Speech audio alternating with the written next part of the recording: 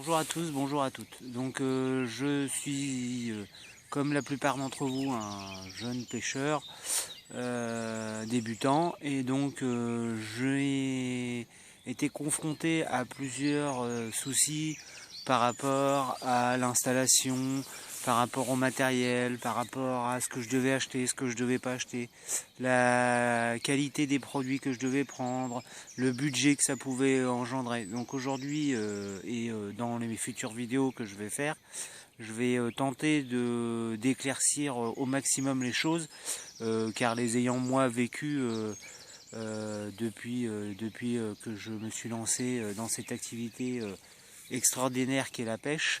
Je vais essayer de vous expliquer au maximum les problèmes que j'ai rencontrés, ce que j'ai fait comme erreur, ce que je peux faire comme chose bien, où est-ce que j'ai pu trouver mon matériel, comment je me suis renseigné, en espérant que ces petites vidéos pourront vous servir si vous souhaitez commencer une activité de pêche.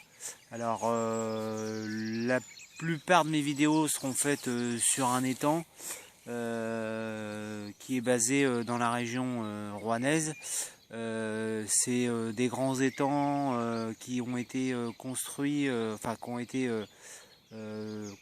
été construits suite à une activité de carrière de la Stref, donc limite en bordure de Seine. Donc c'est des étangs qui sont assez reculés par rapport à une activité entre les maisons, les entreprises et tout ça. C'est des étangs qui sont assez grands, donc on a pas mal de place pour pêcher, pas mal de place pour s'exprimer. On peut se retrouver comme moi aujourd'hui, un jour férié, seul autour de l'étang. On peut bivouaquer la nuit puisque l'association de pêche de la commune organise des nuits pour qu'on puisse bivouaquer la nuit et pêcher toute la nuit. Donc c'est assez sympa. Au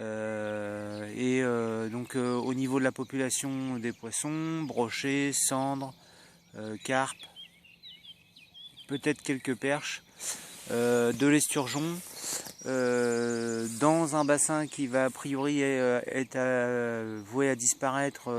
L'association a fait l'année dernière une journée pour les enfants où ils ont lâché un peu de truite. Mis à part ça, tous les poissons que vous pouvez trouver, donc j'en oublie peut-être, mais en étang. Voilà. Bon, on se retrouve pour une prochaine petite vidéo où je vous expliquerai mon installation, ce que j'ai pu prendre comme matériel, ce que ça m'a coûté, ce qu'il faut pour démarrer, ou ce que moi j'ai utilisé pour démarrer. Je dis pas que toutes les informations que je vais vous donner sont forcément les bonnes, mais ça vous permettra peut-être d'avoir quelques pistes pour vous, pour savoir ce que vous pouvez acheter, où est-ce que vous pouvez vous fournir le matériel. Bon, à bientôt, au revoir.